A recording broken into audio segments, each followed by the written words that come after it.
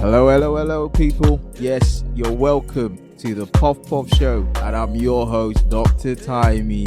Yes, I've got new friends here today. These guys are lit, you know. My guy, Go, and I've got Sashinho. What you guys say, man? How's it going? Dr. Timey, how is going, bro? It's good to hear you. Not too bad. Not too bad. I'll tell you guys about these guys. Yeah, from Macedonia, right? Isn't it? Yeah, Macedonia. Yep, that's it. Yeah, so we're going to talk about a little bit about Macedonia. A lot of people don't really know much about Macedonia, and it'll be good to kind of reveal a couple of things, don't you think?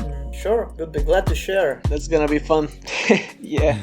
So yeah, let's talk about Macedonia. Whereabout is Macedonia? Whereabout is it? Let's identify that for starters. So most of the people, when hear Macedonia, they don't know actually where it is. So just to give a little perspective, it's near Greece.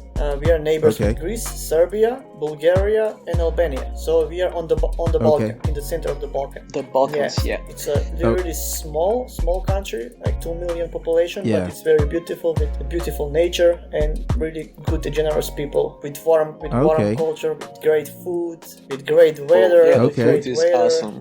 Yeah.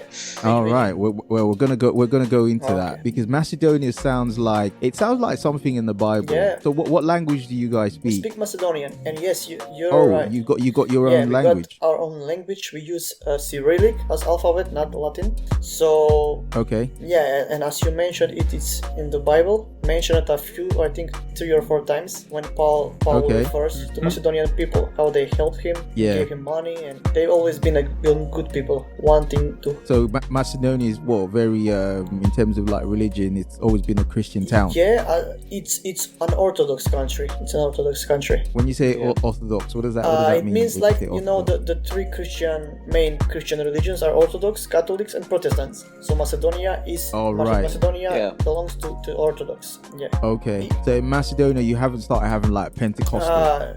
No, that's the branch in the Protestants. Even though me and my family, my brother are Protestants, but we are living in a country that is Orthodox. So it's similar like Catholics with their own tradition, religion, the practice of theology and stuff like that. Okay. So by the way, guys, if you don't know, Go looks like Jesus. I tell you no lie. I tell you no lie. Yeah, he's got the long hair, everything, bro. Like he's the Jesus business. Yeah, for sure. But yeah, I thought I'd chip that one in. Okay. Yeah, people need to know. So tell me, is it just one language you've got in Macedonia? Like everyone speaks just the one language, or have you got like different tribes? Yes. We have Macedonian language as official language, but we have quite a few dialects. So different cities in Macedonia have a different dialect. It's kind of the same, but some cities have like more similar dialect to, let's say, to Bulgaria or something like that. So Serbia, well. But it's quite similar, I would say, identical. So what's the government like in Macedonia? I'd want to know what the setup like. Have you got royalty? No, or democratic. Are you run by a government? We are democratic. Democratic. Here, So you're political. Yeah, people choose. Okay. We have like 2 main parties, and they've been selected for the past 30 years. So if you're gonna talk about politics, economic, it's not really good. Unfortunately, it's really bad. When you say not really good, it's bad. Let's deep into that. It's bad. What's bad about it? Because politics is always bad. I don't. Can't you see what Boris is doing? Yeah. Right. Let's not talk about the war right now. But you can see what Boris is doing, and I feel like they've got personal interest in whatever they're trying to get involved in. Do you know what I mean? And this is what politics is always about. But but going back to your politics as a citizen, why would you feel like politics in Macedonia is not great? A lot of. Where do we start, huh? Okay, Sasha can. Let's go for it. Well, everything is corrupted. Like, it's really hard to be successful in something. For example, if you want to be a footballer, you need to pay like a lot of money.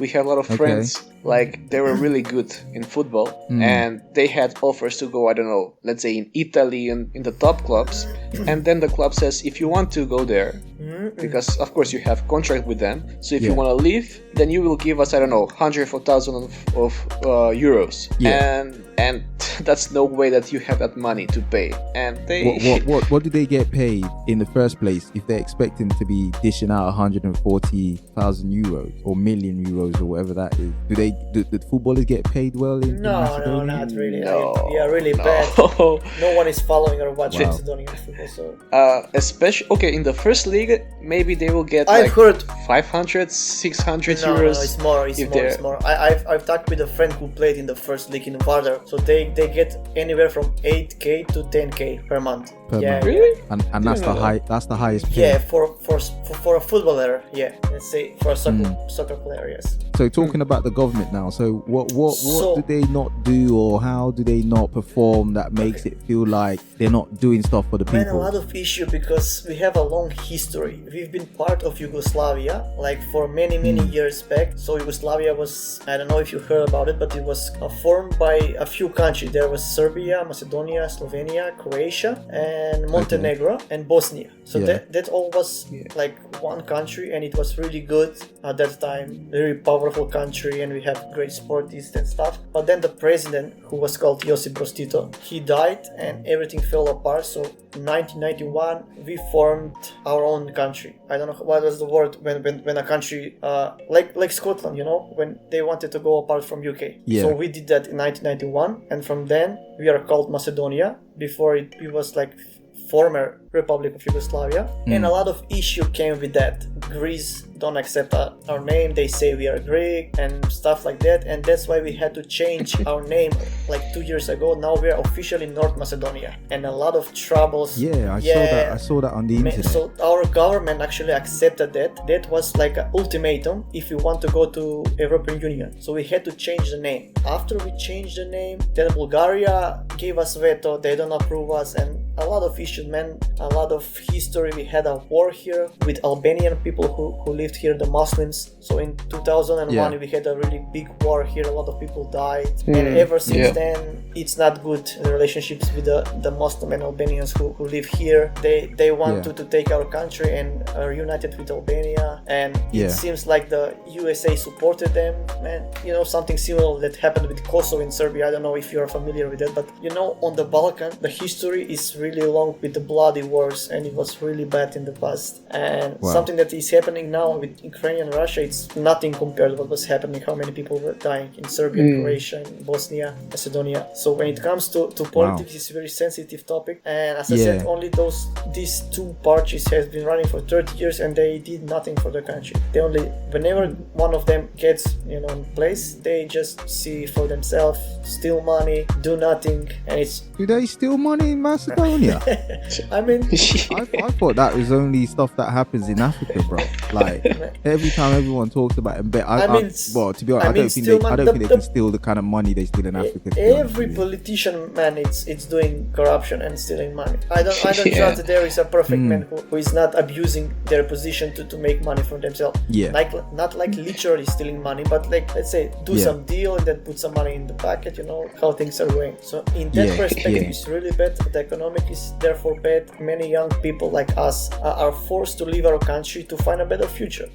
People are working here for 200 euros per month, and the prices. Sorry, how much did you say? 200 euros. Per month. That's less than 300 pounds per month. And can you imagine the food and groceries are the same, even if some more expensive than UK. Okay, the rents and apartment and houses like that's cheap, everything, but the food, it's almost the same like in UK. The grocery stuff like that. Some people have good, let's say like IT people. The economic now is growing. It's getting better. Yeah. But like in average, they say that the payment, the wages is around 350 euros, and they are promising that in 2 years gonna be 500. And people are like. So let's put that into context, right? So if you've got like 250, 300 euros, how much would be a regular rent for a single person a month? Oh man, in the center of Skopje, that's you have to give the whole payment, like 200 per month. So 200 and then per you month. have bills and a lot of. And you have bills. Yeah. Do you guys pay taxes? Yeah, of course. Of course. Like in England, you do like council tax, and you have all these different taxes. It's included in the bills, like for electricity, in the water, in the internet, everything. You have like PDV, we say it like tax. It's basically tax. Yeah. And if you have businesses, which is is good here, you pay only 5% on the profit. That's really good opportunity once you have a business formed, and that's a good opportunity to save on taxes. It's not that high like in UK, you have to pay 20-40% depending on the profit. Here is like fixed, you have 5% and that's it. That's it. So what about infrastructure? So in terms of infrastructure, are the government doing anything about infrastructure? They are. So do you guys have like good hospitals? Do you have like very good schools? Not do you have very good roads? The private, yes. The private, yes. Who has the money to go in private? Yes, but like the regular ones are really bad. The main hospital here is not renovated maybe in 40-50 years, so it's really bad condition. Since Yugoslavia. Yugoslavia, when it was Yugoslavia, Tito, the president, made it all. But now, the people, it's very unfortunate and sad to see the people who have money, they are good. But then the people who are poor, they can do nothing. So there is no like a middle class, You have very rich people and you have really poor people. And we are hoping and praying for better days because, as I said, Macedonia is very good, beautiful country with beautiful nature, and we have resources and stuff, but we don't have the right people to lead the country and do the changes to keep the young people here. Like it's prediction that in a few years here we're gonna stay only the old people, only grandpas, and because I was seeing well, you're gonna be a grandpa soon, so you got to be careful about that one. Hey, you're first, don't worry. But I was seeing so I was looking up on the internet, and it was kind of saying like you got probably a population of like 2 million. That population is really low, and even with that, the government are not even able to do stuff to make everyone, at least on average good. Yeah, it's tough. It's hard. Even here, as I said, we are a small country. That's why the population is smaller. We have like 20 or 25% are Muslim from Albania. So we have enough. When there was a war in 2001, they took a few cities in Macedonia. So those cities actually are full with Albania. We don't consider them as a Macedonia anymore. So it's divided. So on that basis, then, are we saying that Macedonia doesn't present a lot of opportunities anyway for the local? So a lot of people don't really get job opportunities. Unfortunately, so they have to... not. I mean, for the people who have universities and a good profession, there are good companies like IT programmers, engineers, lawyers. Only for that, like for the IT. Yeah, those people always get good in every country. But the regular people who don't have like a good school or education, they're literally working for nothing. You cannot have a normal life. For example, pay the bills. if you compare the work in a warehouse in UK, for example, Amazon, you can get with overtime, with blah blah blah, you can get around £2,000 per month. Here you can get maximum 500 euros, which is £400 a month. And to compare that, like last month we got an electric bill of 200 euros. So half of the payment goes just for the bills, which is crazy. Eating. Forget about wearing designer clothes. Forget about that. Wow. So talk to me about what it was like growing up in Macedonia then. The thing is, like, time has changed a lot. When we were kids, it was much better. I mean, at least for me, I grew up mostly on the street with my friends. It was really fun time. No computers, no phones. And no it was social good time. media, no social. Instagram. Yeah, exactly. So you would go out and play games and Play soccer, play football, Oh yeah, exactly. Came home night, tired, go in bed, watch cartoons. That was life. So what was school like growing up like in Macedonia then? So if you're having fun, going out, doing all these bits and bobs, what was school okay? Yeah. Did school provide the things that you needed back then? Yeah. For us it was. These days it's not. Honestly, Is it? everywhere. So what has changed? What has changed about then and now? Let's say the teachers, the professor, they had more rights over the students. Like 10-20 years ago, when I would do something wrong, so you can see on the memes, when I would do something wrong when I was a student there, then the parents would go to the school and then I would be in trouble. And these days, if the kid does something wrong, the parents will go to the school and the teacher will be in trouble. So that's the difference. I think that's just the thing around the world now. It doesn't really matter where you are. I'm thinking like now society have become very, very different. I think this is why it's affecting a lot of kids and how they grow, and because mindset is very different. I don't think kids these days can really go through what we went through mentally growing up. You know what I mean? Because you had to make your way in doing different things, even like just playing. You had to create your own fun. You didn't have to wait for, games. Yes, I played computer games when I was young, but it wasn't like the be all and end all. A lot of the times you had to be out riding your bike, playing football. During school holidays, you had like, soccer tournaments or football tournaments, local football tournaments that you get into. Weekends, you kind of go locally, you see people playing football, you join in, you just do different things. But I think now kids don't really have that opportunity to express themselves, and it's kind of impacted their mindset and the ability to be resilient, and now I think they're just very free to misbehave because they have information at their doorstep because of the internet. You get kids who, if you try to tell them off, they start telling you about the authorities and telling you about who could come for you and all that kind of stuff about social services, and these are very young kids, but they're very, very aware. But I think it has changed if you have more money, because the more money you have, the more exposure your kids have. Exactly. So technically they will also start falling into that space of being funny with their teachers or being weird with you as parents. But again, it just comes down to you as a parent being able to control that. But you're right, it's definitely very, very different as of now. But how was it with like your parents? And because it's just the two of you, isn't it? Or have you got other siblings? Yeah, we were very fortunate to have our parents. They actually did everything. They sacrificed everything for me and my brother, so we could have like a warm home. We could have always all the conditions, like to computer, to have things for school, to actually fit with friends. Even though like it was hard to provide, it was very hard for our parents to provide in this country. And the history is like, we lived in Croatia because my mom is from Croatia. 5 years we lived here, but then we moved here during the war. It was very, very tough. So when you say you moved here during the war, did you guys experience war as kids? No. So I was born here in Macedonia in 1991. Yeah. And then during that time, 1991, there was a huge war between Serbians and Croatians. And in the middle of that, we moved from here, from Macedonia, to Croatia. And then we lived there for 5 years. And my brother was born in 1996. Actually, he was born in Slovenia. That's a funny thing. Because the place where we live in Croatia is very near to the Slovenian border. So all the people who live in that place in Croatia go to Slovenia for work, for hospital. It's very close, like it's a river away. So my brother was actually born in Slovenia, and when he was born in 1996, then we came back here in Macedonia. Okay. And actually, literally, my parents started from zero. They had nothing.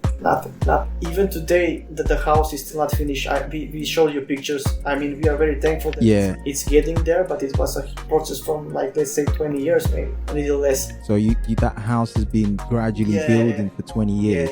So what was it like before you guys obviously became adults and started like doing it together for your parents? What was it like? Was it a 2-bed house? Because you kind of made it a duplex now, isn't it? You've made it like a story building. Yeah, now it's really good, but it's still not finished. The second floor is not finished. We are still living.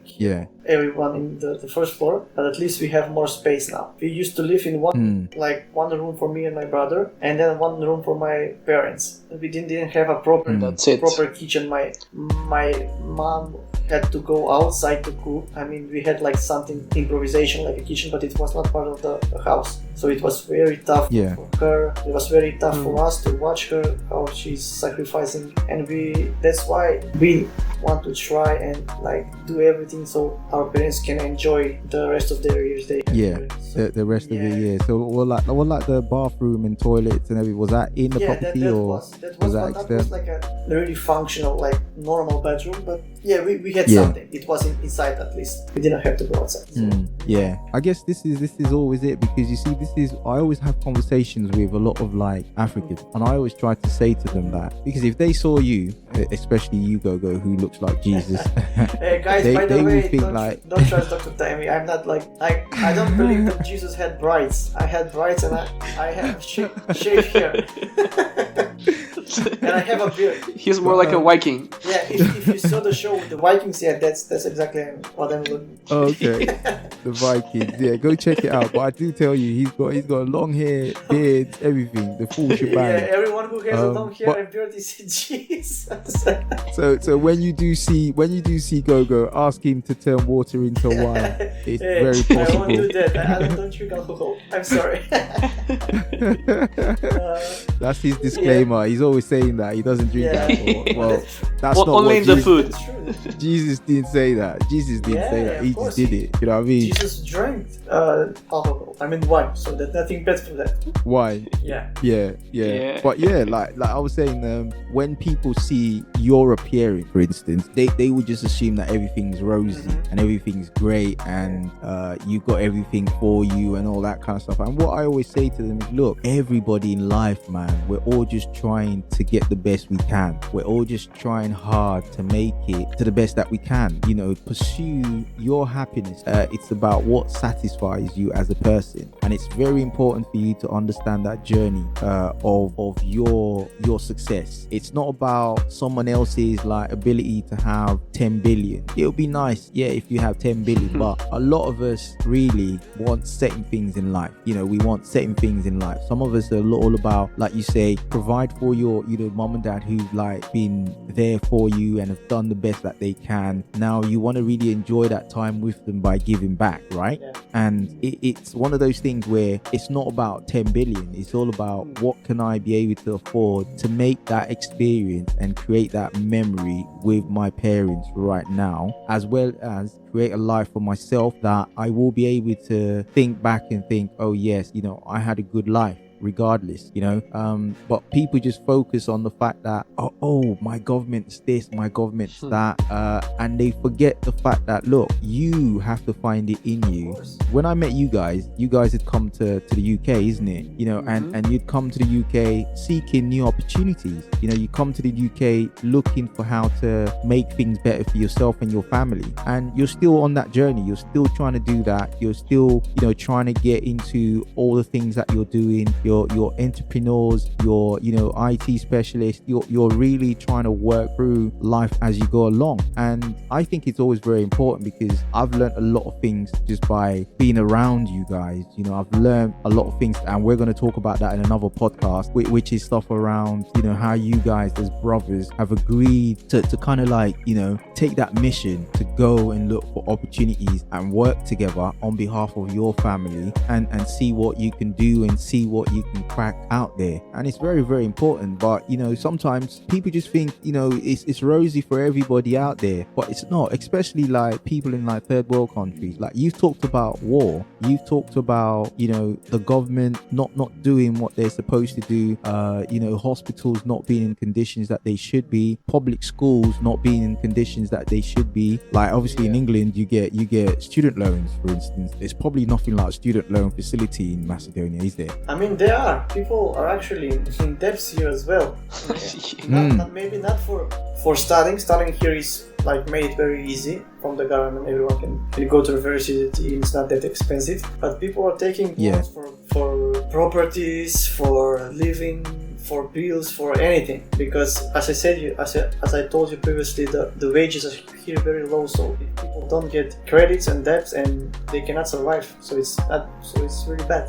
Actually, we had to take a loan to start building our house. But it was not all the loan. Then we went with my brother to work in Germany. We started to saving money. Our parents were working, but yes, we initially had to take a loan to start, because it's hard to do it with cash, your cash. If you're not a businessman. So in terms of loans, do you have good rates then? I don't know what's a good rate. It's different. A good rate would be anything below 5 at least. I think we have, but here the standard is very different, you know.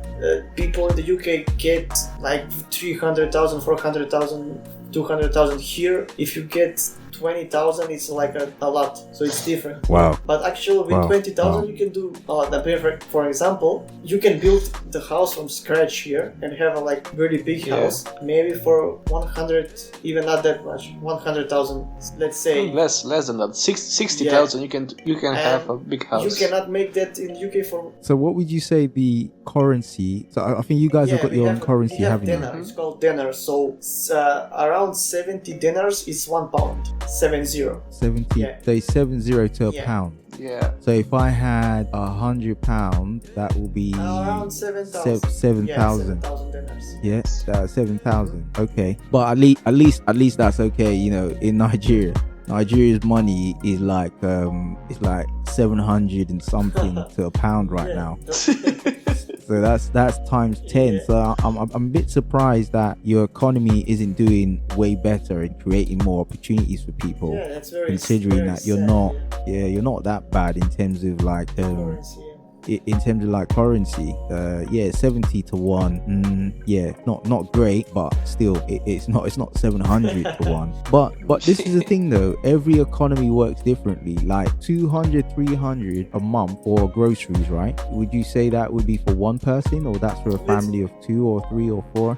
Let's say family. So let's say family. Like for example, we are living 4. It's our family. Yeah. And today we went to buy a few things and we spent like £50. And that's gonna last for less than a week. Let's say a week. Let's say a week. So 4 weeks, that's £200. Okay. But it's like you add only the basic stuff. So nothing luxury. You're not overspending. You're not eating the cream de la cream. No. It's unfortunately not, man. Just basic stuff, and you've got to spend like £50. So in Nigeria terms, that would be, if I convert £50 to Nigerian money, that would be like 35,000 naira per week for a family of 4. And that's just basic stuff, nothing extra, just basic stuff. So that would be like for basic stuff. Let's say 40 pounds. We actually spent 40 pounds, not 40. Yeah, this is what I was trying to say to you, that's why in life it's all about thinking about what's best for you and what fits you as a person. Where are you trying to get to? What is suitable for you? Because I'm sure if you had a lot of money, Macedonia, you wouldn't want to leave there. You'd enjoy your home.